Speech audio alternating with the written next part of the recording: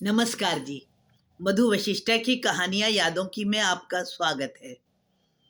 आपको मेरी कहानियाँ अच्छी लगती हैं, यह जानकर मुझे बहुत खुशी होती है।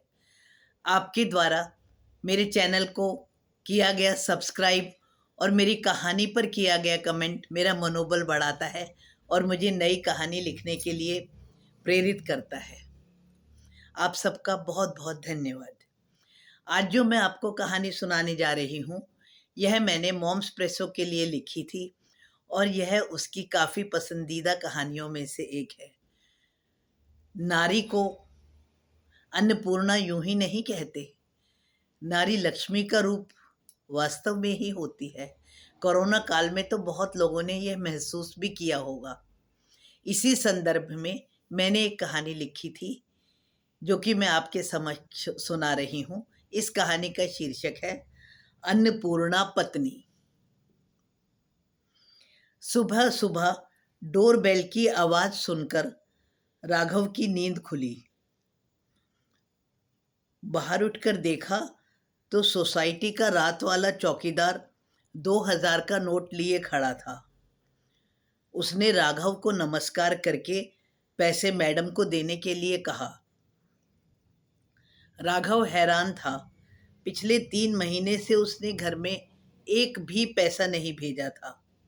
घर चलाने के लिए क्या नीता को एक चौकीदार तक से उधार लेना पड़ रहा है? राघव ने दिल्ली से जॉब छोड़कर एक बहुत बड़ी कंपनी में हैदराबाद में ज्वाइन किया था। उसका ख्याल था कि मार्च में बच्चों के पेपर ख़त्म होने के बाद वह रिज़ल्ट लेकर बच्चों को साथ ले जाएगा और फिर हैदराबाद में ही वह लोग रहेंगे। उस सोसाइटी में उसका छोटा सा फ्लैट जो था, उसे उन लोगों ने किराए पर देने का फैसला कर लिया था। उसी किराए से वह लोग हैदराबाद में फ्लैट ले लेते।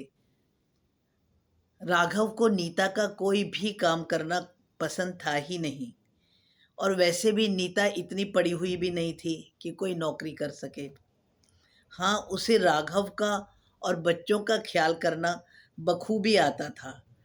टाइम पास करने के लिए उसने कॉलोनी में ही 2-3 किटी ज्वाइन कर रखी थी। राघव के दोस्त यह बताते थे कि भाभी जी जैसा बढ़िया खाना तो कोई बना ही नहीं सकता।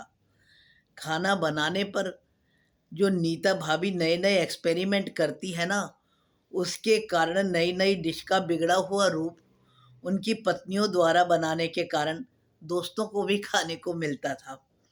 शाम को सैर करते हुए जब पड़ोस में रहने वाले उसके बॉस परेश जी जब भी ऐसा कहते थे तो राघव का सिर गर्व से ऊंचा उठ जाता था। हैदराबाद में राघव के ज्वाइन करने के बाद ही लॉकडाउन के कारण वह फैक्ट्री बंद हो गई थी। अब ना तो राघव दिल्ली आ पा रहा था और ना ही उसके पास कोई काम था।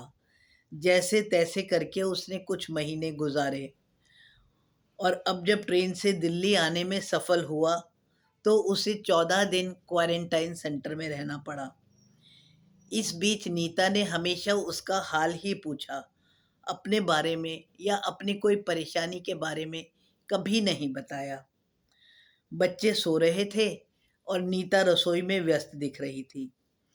राघव के चेहरे पर घर संभालने की चिंता गहरा रही थी, लेकिन नीता की मुस्कुराहट वही चिरपरिचित थी। राघव ने 2000 का नोट नीता के हाथ में दिया और प्रश्न सूचक नजरों से उसे देखने लगा। क्या तुमने यह पैसे उधार लिए हैं? राघव के पूछने पर नीता हंसती हुई बोली, बिल्कुल नहीं। लॉकडाउन में मैंने व्हाट्सएप और फेसबुक ग्रुप में डाल दिया था कि मैं घर का बना हुआ खाना और मिठाई इत्यादि लागत दामों पर ही बेचना चाहती हूँ। सोसाइटी में रहने वाले बहुत से पीजी में रहने वाले जो बच्चे थे, जिनको कि खाने की बहुत मुश्किल आ रही थी, क्योंकि सोसाइटी में किसी भी मेड का आना भी निषेध हो गया था। उन्होंने मुझसे संपर्क करा और मैंने उन्हें टिफ़िन वगैरह देने शुरू कर दिए। कितनी डिमांड तो मिठाइयों की आती है। और हंसते हुए उसने अपना मोबाइल दिखाते हुए कहा कि लोग गोलगप्पे और दही बड़े भी खाना चाह रहे हैं। क्योंकि बच्चे स्कूल नहीं जा रहे थे, तो उन्होंने भी मेरी बहुत सहायता करी। यह चौकीदार मेरे बनाए हुए खाने को सोसाइटी के घरों में पहुंचा देता है। क्योंकि यह भी घर नहीं जा पा रहा, इसलिए यह अपना खाना भी यहाँ ही खाता है। यूट्यूब से सीखकर मैंने घर में सैनिटाइज़र बनाना भी सीख लिया है। और उसने भरी हुई बाल्टी दिखाई और कहा, कितने लोग तो मेरे से सैनिटाइज़र भी खरीद रहे हैं। राघव को आज अपनी नीता पर बहुत गर्व हो रहा था। उसने नीता को बताया, घर कैसे चलेगा यह सोचकर मैं तो बेहद फिक्रमंद था, लेकिन जहाँ तुम जैसी अन्नपूर्णा हो वहाँ फिक्र कैसी। हो सकता है कुछ समय बाद जब कंपनी खुले तो मुझे हैदराबाद में फिर से बुला लें, नहीं तो मैं दिल्ली में ही कोई और नौकरी ढूंढने की कोशिश करता हूँ।